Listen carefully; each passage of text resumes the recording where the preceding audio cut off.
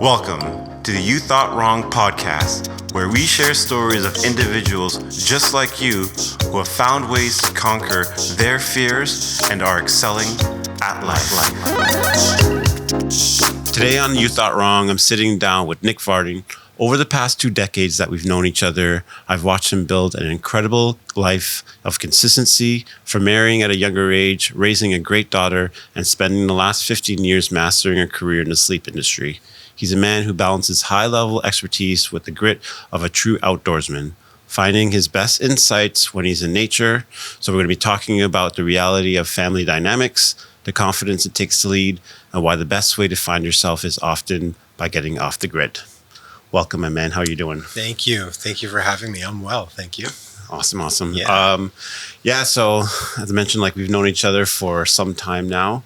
Yeah. And, just watching you grow over the last, couple decades and seeing the man who you've become, the father you are. And, we have such great connections about talking about the outdoorsmanship that you do, and just me loving outdoors. And just getting into endurance and everything. And I think we have a lot of things that tie in together that way. We haven't gone on our camping trip yet that we've talked about. This year, if you're ready. You said you were. So. Yeah. So I really want to get that in. And, just the thinkings of, especially becoming a runner now, and just thinking about how to keep the body well. And, it'll really tie into understanding what you do for your career and with sleep. I think it's something that people kind of push aside a lot of the times. But before we get into that, we want to just get a good understanding of over the last, from when we started to know each other. You guys got married pretty young, had relatively young compared to today's standards, and what was it like making that decision to get married and, having the kid early on? I think it kind of all tied in together at the same time. Yeah, it was a very, very quick time. It's funny, the glass that you've given me, the Jack Astor's, I know. That's where I met my wife. Yeah. And from meeting her to marrying her was just a matter of months. We actually met in May. We started dating in April. We were engaged in July. We were married in August, and we had our little one in February. Yeah. So it happened very, very fast. Yeah.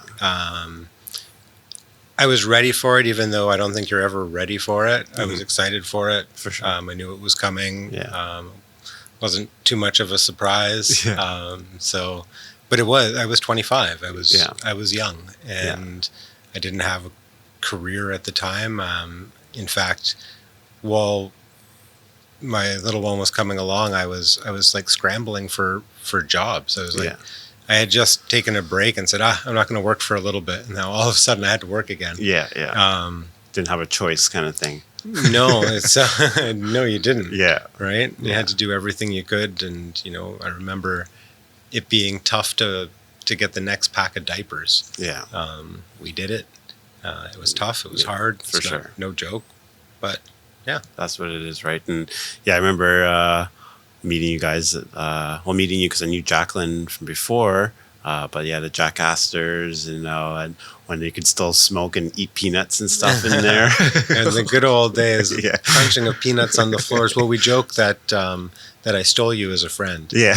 Right? So she's like, who are you going out? I'm going out with Julian. What?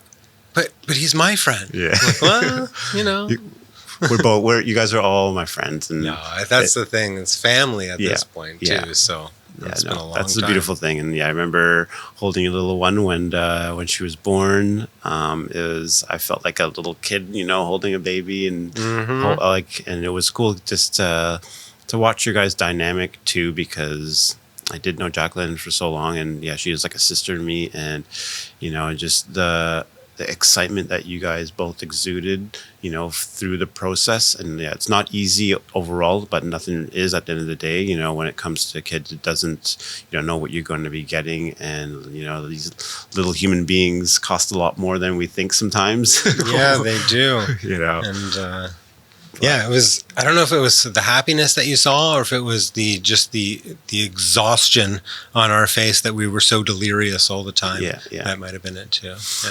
Well, I mean, yeah, and like it's you when you're going through that kind of situation. I feel too, you sometimes don't even have a time to really think. You just have to react a lot of the times too, right? That's it. And like some people may say, like, "Oh my gosh, you guys did that really fast." And it was, but at the same time, like it was, as you said, it felt right at that moment. What are some things that you felt that you had in your mind that you were doing right, but then kind of looking back now and like thinking like, oh my gosh, like that was not the right way to go about it? And like, what did you and Jacqueline have to like learn about each other too? Through the process, it's a roller coaster ride no matter what. And then when you're kind of forced into it, you learn about the person a lot quicker, the good and the bad. And how did you guys get through all those roller coasters or transitions as like, So we've been married 20 years. Yeah. So the roller coaster, the roller coaster itself, is one particular ride. The ride itself never stops. Yeah. And there's always twists and turns and there's ups and downs. But the roller coaster effect, that part of getting over all those likes and dislikes and whatnot, we actually we ended up going on a TV show. And we went on this show called Newlyweds, Nearly Dead. Yeah. I don't know. Do you remember that? Yes. Now I'm like trying to remember the show. It was originally going to be called Newlyweds, and she had seen this online. Jay had seen it and signed up for it, and she's like, "Is that okay?" I'm like, "Yeah, it sounds fun, right?" Yeah. And they selected us, which we were surprised about to begin with. Yeah. And we signed on for it, and then they had changed the name to Newlyweds Nearly Dead.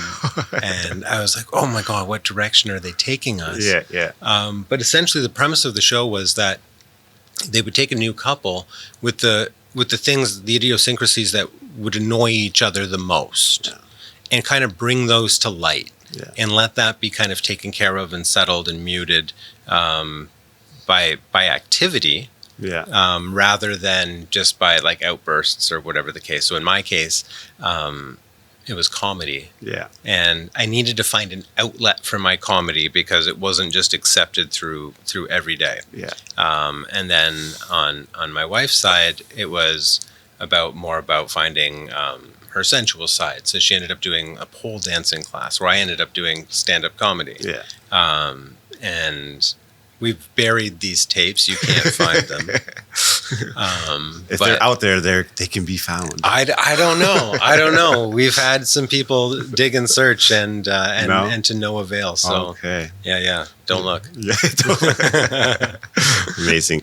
Well, like these little things that really help to pull the things needed from each person is something that can really help both each side understand you even a bit better too, right? Without, because I feel like sometimes when you do things one-on-one, it's tougher to get that like message or feeling across. It is, and that's where a good relationship between two people, whatever the relationship is, that's where communication is important, but also understanding each other and love language. And I know you've talked about that in the past. Yeah.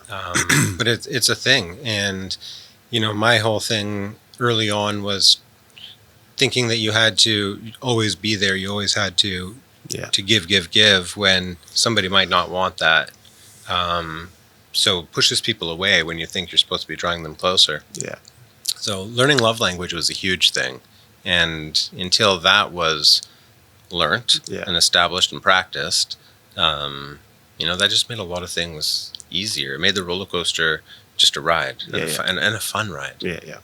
Awesome. Yeah. And just, having Jess the way that she is, single child. Do you guys feel, because sometimes when it's a single child, people feel like you give too much to the kids and stuff sometimes, but I feel like you guys are being really understanding of that and to make sure that the dynamics are not too much of like giving her everything and then letting her find herself at the same time, you know. Mm-hmm. And I mean, just watching you guys do that, it's inspiring to me for having our daughter, and she's only a single child too. So, you know, these are things that I really like look up to between you guys, of how you guys raise your Jess and everything. And like, what was that when you became a father? What was that feeling? And like over the last 20 years of her growing up and then now being out of the house, and, you know, it's a whole, all the transitions, right? Yeah, it's a whole new world. It's, it's wild. Yeah. So yeah, back to the start. When I was growing up, and people say, you know, what do you want to do? And people wanted to be doctors and lawyers and dentists and all sorts of different things. Yeah. And I distinctly remember saying, I want to be a father. Yeah. And I think it was my past experience with my dad wasn't always great. And I wanted to, I think like any parent, do better than their parents did, yeah. Right? I think that's always the goal. For sure. Whatever that looks like for an individual. And for me, it was just spending quality time with my girl and, you know, and giving her an education outside of the education system. Yeah. And my wife did the same thing. So I took Jess to sporting events. Yeah. But I didn't just take her.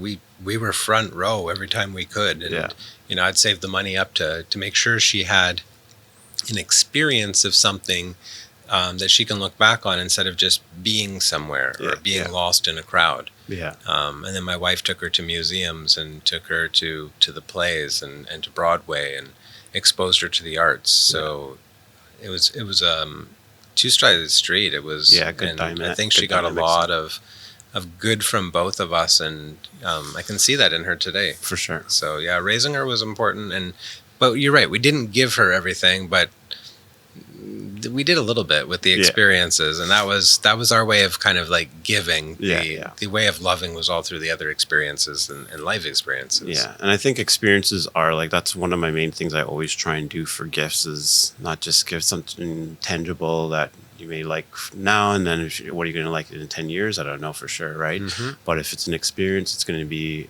memorable, you know, and you do that too with like, we'll get to it, but with all the outdoorsman stuff that you do, you know, getting out and I know you've had some great experiences with bringing Jess out there too, right? So, like those are key things.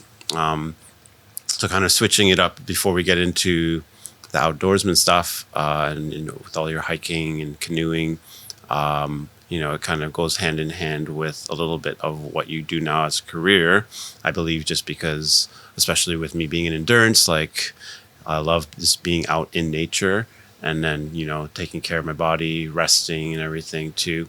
I'm trying to do better at that, you know, and so you're in the sleep industry.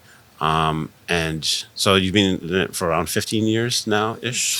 15, no, coming on 20 years now. Oh, wow. So time has been moving. Time has been moving. Yeah. So what got you into like the sleep industry first off? And what are like some, you know, misconceptions of, you know, sleep that people kind of push aside and really don't take in consideration to how much it can help them for so many different aspects? Mm-hmm. So I got into sleep young. I was 17 and I was playing baseball. I had a coach who expressed, he had this line, and I don't remember his whole speech that he gave, but he had this line, and he said that sleep was the best exercise and that we should do whatever we could to get a good bed. And I found that so provocative, that sleep is the best exercise. Like, what did that mean? Like, we don't have to run laps anymore? Like, this is great. I like this philosophy. I'm just going to be in the corner sleeping. Yeah, I'm just going to be over here. I'm doing well. No, so it jogged me, and it made me research and start understanding what sleep is, why we sleep, why we need sleep, how sleep's fuel. And that kind of like started the movement into understanding the human body, how we work, the human mind, how it works and operates.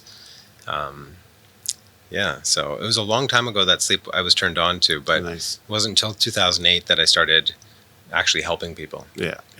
So, and it's just mainly what you do now is just you're selling the the comfort of the sleep, essentially, right? And, I do a couple of things. So right now, yes, I'm employed by LT in Toronto, and I'm their sleep consultant. So instead of just going into a mattress store and buying a mattress or having a mattress sold to you, you have somebody who's educated in sleep and wants to help guide you to find that right sleep solution. So from pillow fittings and mattress fittings, but it's not just about the product. Yeah. It's really about the individual that's in front of me and understanding your injuries and ailments and what is it about sleep that you're trying to achieve. Yeah. Maybe for you personally as a runner and trying to move into the ultra side of things, right? And that endurance side of things, recovery is super important for you. But on a daily basis, if you're running regularly, not, I just need this, once in a while to have that great night's sleep. Yeah. So I sell beds and help people sleep to somebody who just wants a better night's sleep. But I also help top performers. There's a few hockey players that I help as well. Nice. Really achieve, the benefits of sleep and out of performance. Yeah. Yeah. And that, like, what would be the difference from where you're working on now and a company like Heston's that you were with before? Yeah, so it's a very different role. My previous company that I worked for was Heston's. It's a Swedish company. They're globally known. Yeah. They've been really making headlines lately. My role with them was different. I spoke around the world with them. They trusted in my knowledge in understanding how to portray the brand, not just as a product, but about sleep. Yeah. So I guess the core is the same, but I'm not traveling globally anymore. Yeah. I'm settled down, and I took it on more as a personal challenge. And I grew Heston's to what it was and what it is here in Toronto now. Yeah. Since 2008. And I said, well, you know what? If I can do that again for another company, then I'd be very proud about that. Nice. And like with the companies that you're working for, people would consider them high end, and like it's just like, why would I spend that much money on a bed or a pillow and everything, But then like what we've talked about in the past, and just how you've kind of explained it, it's just if I'm spending $400 on shoes and more on personal trainers, the gym, and all this stuff. It's like you're still, that's 8 hours, 7-8 hours of sleep is a long time too. So if you're going to spend all this money for my runs and for something for when I'm doing work and everything, why would you not spend money on your sleep too, right? Well, that's it. People spend all sorts of time and money doing things to try to improve themselves. And then when it comes to sleep, at least when I talk to a majority of people, that's the last thing on their mind. So I try to remind people, and I've only started saying this lately because I've started seeing it more and more. And it was this winter I started seeing it. The little kids walking around with their hockey shirts, eat, sleep, hockey, eat, sleep, baseball, whatever it is, right? Notice how the sleep comes before the sport. That's the mentality we need to have with it. If you want to perform at an elite level, you need to have recuperation. Yeah. And for a young one, 80% of your growth happens during your sleeping state. Yeah. So you can buy the best hockey stick with the most whip that you want. Yeah. But it's not going to be there for you on a night and day basis and get you through the hardest times and allow you to push and allow you to break your boundaries and become stronger. Yeah. That's what it's all about. Yeah. Right? It's recovery and peak performance. For sure. Yeah. And like with all the gadgets now, people I know especially, just taking into account, the heart rate for when they're sleeping. And then there's all the different things that you gauge for deep sleep, resting, heart rate and everything like that. That's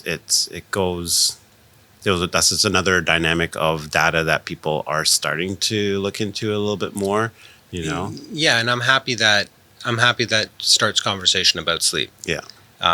Because sleep seems to be one of those taboo things, right? It's something we only do at night. We do it separately. We do it at the back of our house.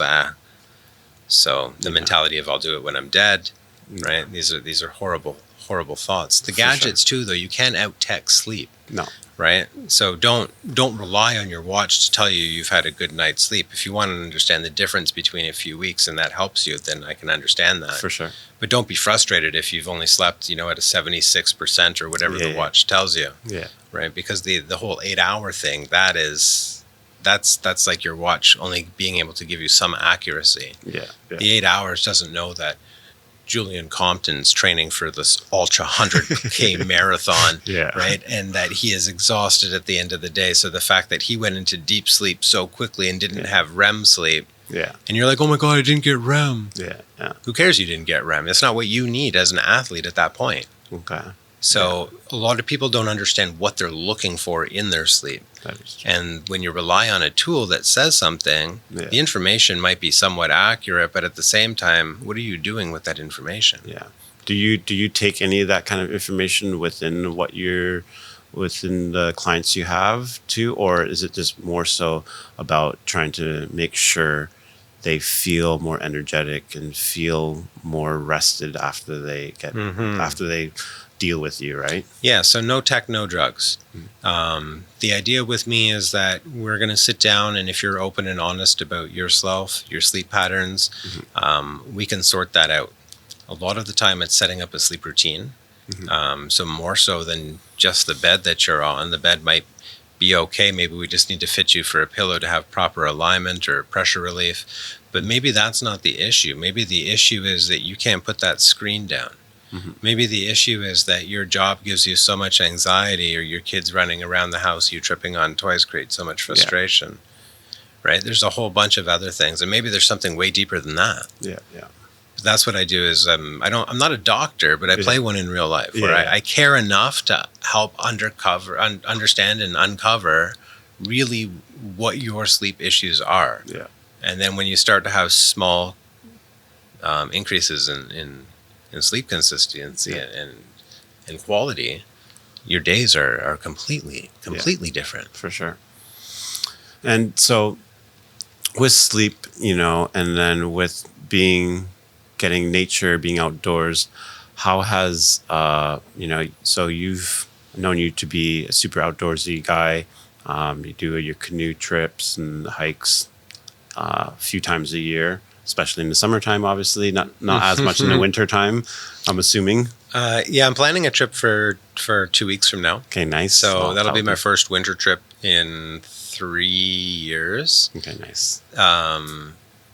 I used to camp in the winter all the time. Okay. And then it slowly started going down. And as I get older, I get colder, and I don't want to go anymore. What, you don't like the minus 30 camping? When I was young, I remember camping minus 40. We built Quincy huts. We slept inside our little snow caves. Nice. It's fantastic. That's cool. I just not interested in it anymore. So you've been in the outdoors space for a while. Like, what got you into just wanting to be in nature, or is it just kind of as most kids just want to be outside and you just haven't lost that kind of kid mentality in a way? Well, I think there's a combination that you hit there. So being a kid for sure. So being an 80s baby, growing up outside till the lights came on, that type of idea. But my mom took me camping all the time. Started with my mom. Nice. My first camping trip, I was 17 days old.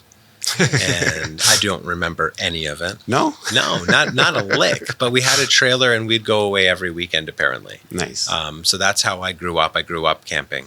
And then I went camping with her as far as I remember until about 12, like every other weekend. Oh, amazing. And that's what I do now. I camp as soon as April hits. Every other weekend, I'm camping. Nice. Yeah. So you're just getting out there, and you don't just go out for one night. You spend nights out and portage and everything, and how is, like you mentioned before too with Jacqueline, with your wife, just certain things that you guys kind of need, how much of a aspect did that play in the sense like, hey, like this is who I am. I need to have like my time, my space, to make sure you get yours, and then to bring them into it too at the same time to find that balance, right? How was that? Well, it worked out well. So when I met her, I happened to be a scout leader. Okay. I went through the whole scouting movement myself and started to give back. Yeah. And I think it was like my 3rd or 4th year being a leader. And so she knew that scouting or camping and all of that was a part of me. Yeah.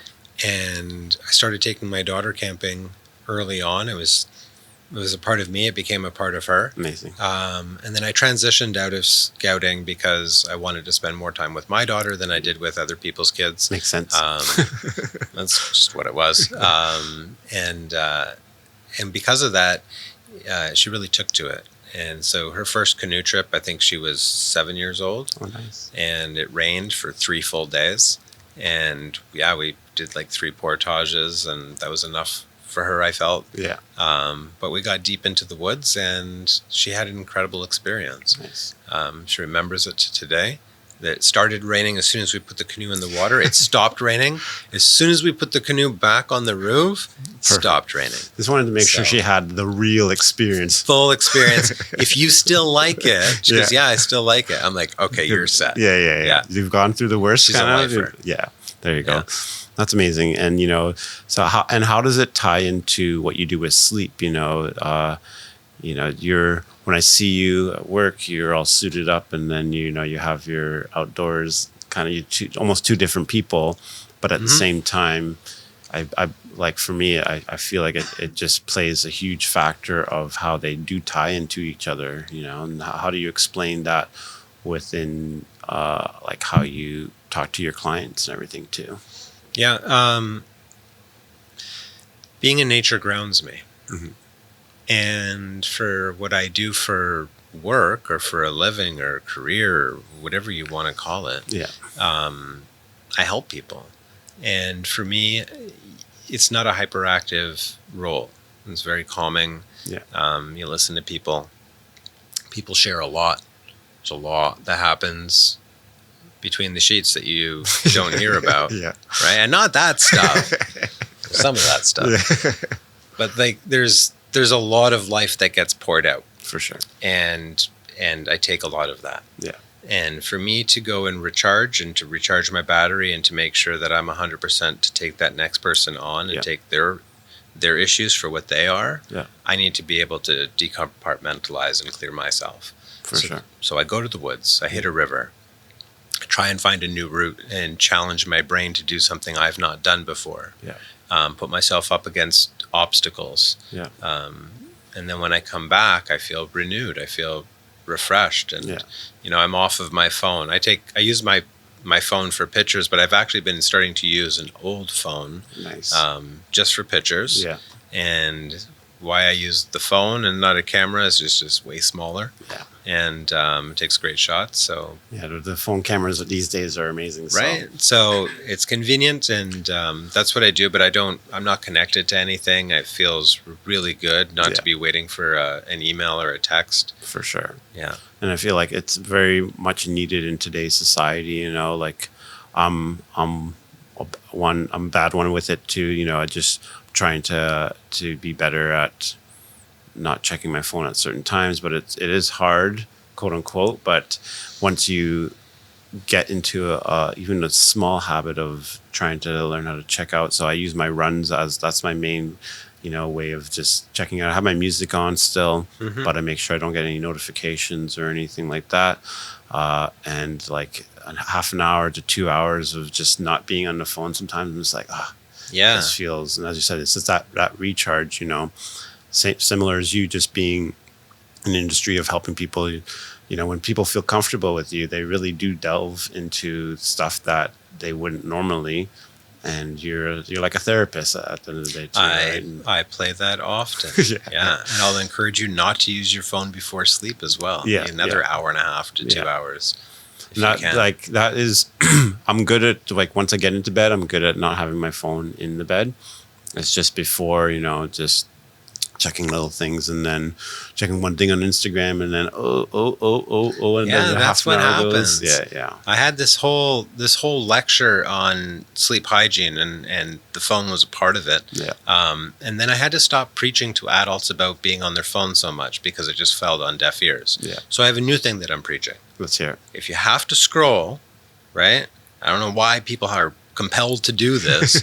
But if you have to be looking at something, instead of looking on social media, any of those platforms, look through your own photos. Look through your own life for a little bit. Don't worry about other people's lives right before you go to bed. Yeah. Look through yours. Look back on some of those memories that were absolutely amazing from today or last week or last month. That's a good one. And use that time to delete a couple. Yeah. Right? And clear your life up a little bit. I'd really like you just not to use your phone about an hour before bed at least. But I mean, if you're compelled to do this and it's habitual and you're not there yet, try that. It's a good starting place. Yeah. You know? And as you said, at least you're taking in your life and not someone else's. Exactly. That at the end of the day, you know, before phones, what were we doing? Well, it's quite easy to go through a scroll and find something that's going to upset you. Yeah.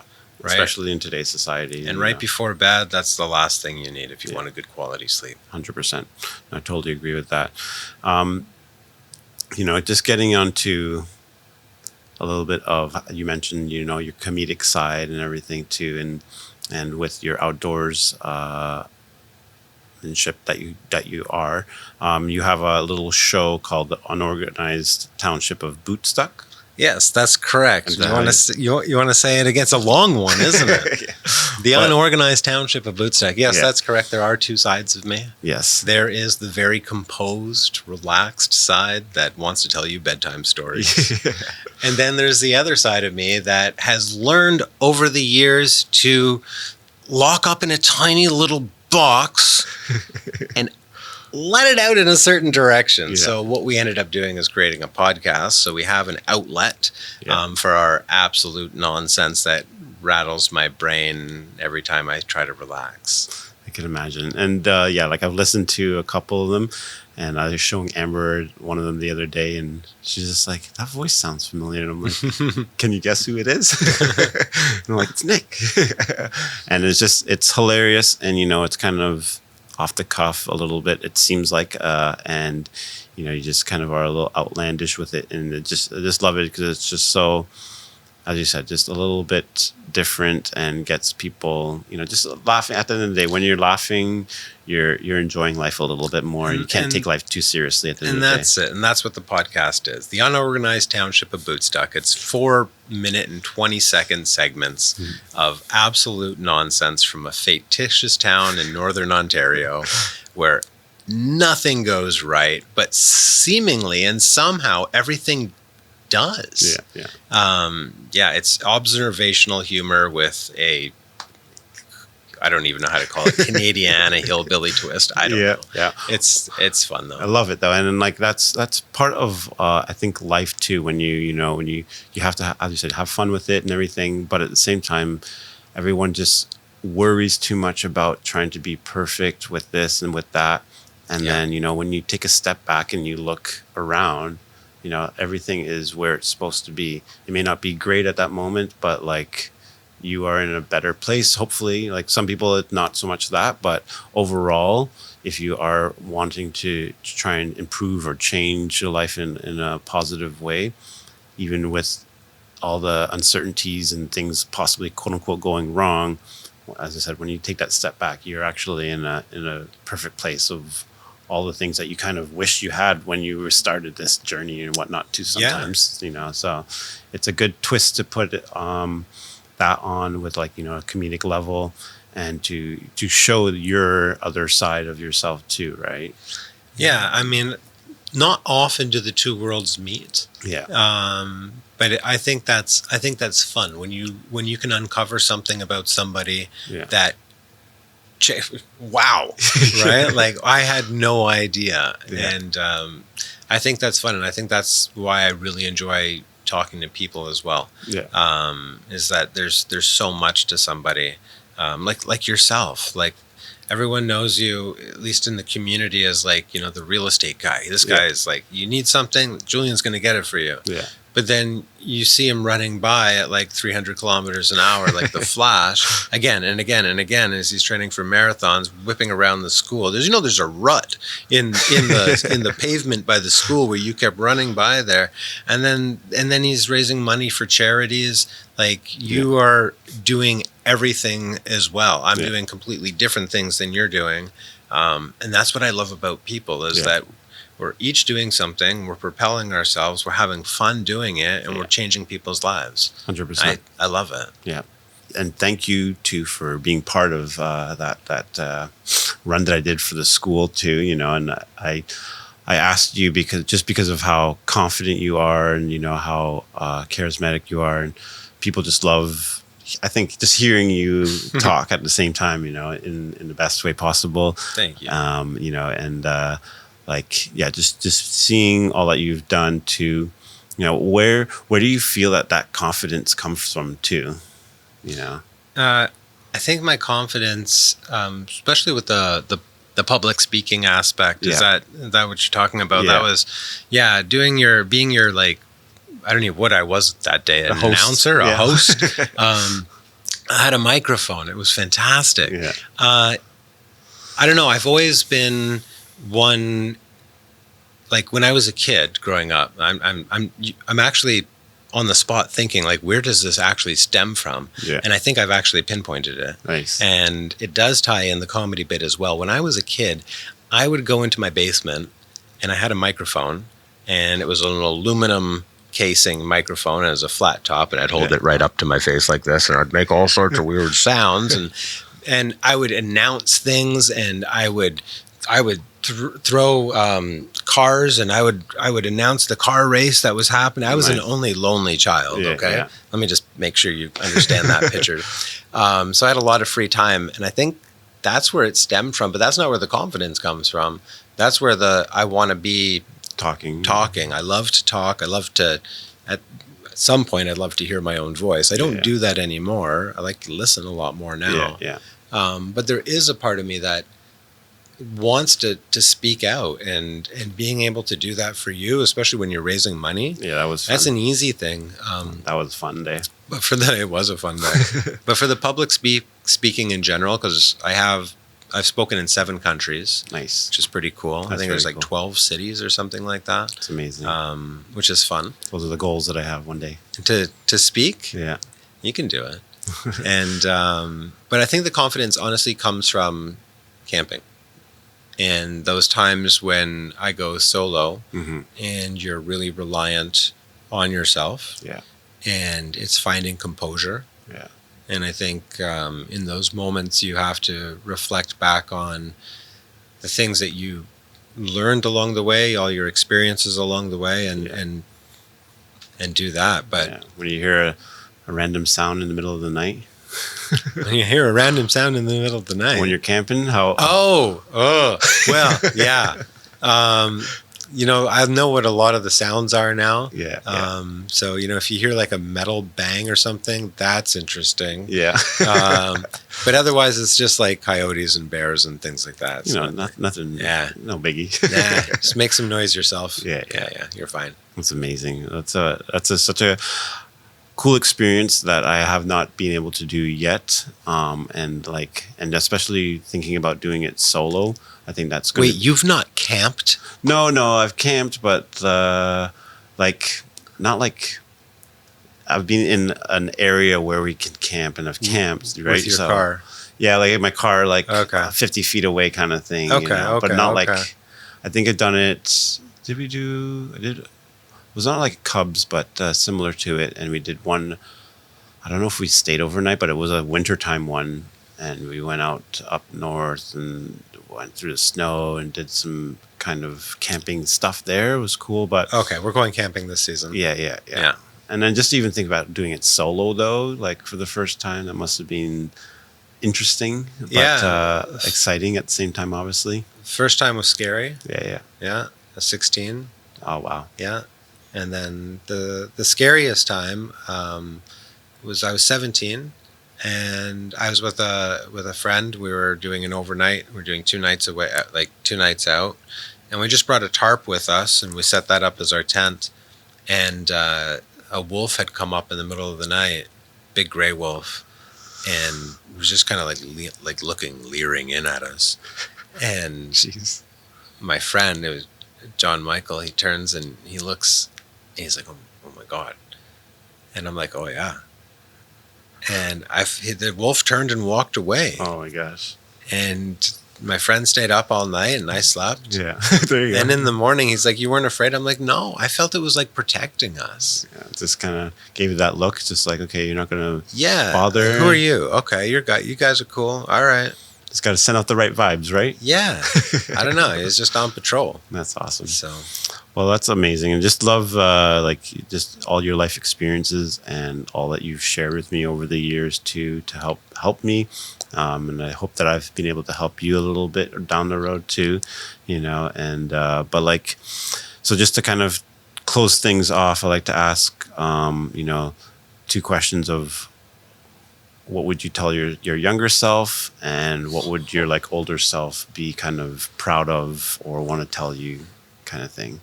Wow. Deep. Yeah. All right. What was the first one again? Just what would you tell your younger self? Oh my gosh.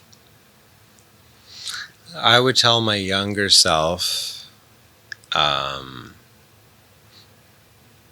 stay on track. Mm-hmm. And the track isn't the track that you set when you're young. Mm-hmm. The track is your trajectory as you go through life. And whatever avenue you choose, focus on it. Mm-hmm. Work at things. Don't give up easily. Because what I've learned through life is the things that are worth the most are the things that you've had to work the hardest for. Yeah. Yeah. That's a tough one though, man. Mm-hmm. Mm-hmm.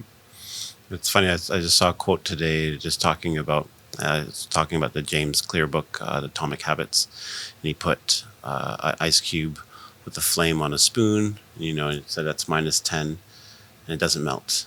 -7, it doesn't melt. -4, it doesn't melt. Until it gets to 0, it starts to melt. But most people give up between -7 and -4 before it melts, right? Mm-hmm. So it's the same kind of thing of staying on track and continue working through the hard stuff to get to destination, right? 100%. I like that. Yeah. So, and then what would your older self look down at you now and kind of be proud of? Oh, wow. Well, definitely how I've raised. I can't say how I've raised. You know why? Because I think the only person who can say that would be my daughter, just to be the one that can say that. But I think you can say that too, just from the smile that she exudes when she talks about you and Jacqueline. Yeah, I honestly, well, that's my biggest pride for sure. Yeah, I think I done her well. I mean, I hope it's hard being a parent. It is. You know what I mean? I'm learning that. I've made mistakes, mm-hmm. but yeah. And the main thing is just being there at the end of the day, right? That I always am. Yeah. If that's the least, quote unquote, you can do, then that's a lot compared to what others do. So. Yeah, but I don't think there's a least when it comes to our children, right? No, for sure. Well, my man, appreciate your time, and thank you so much Thank you for being having open me. to all these questions and amazing answers. And I know people will really take in some great information that you shared. That's my pleasure. I'm happy to help, and I always feel that if I'm not helping, then I'm not doing what I do, right? So I can't agree more. Excellent. All right, appreciate it. I appreciate you. All right, thank you. Thank you, everyone.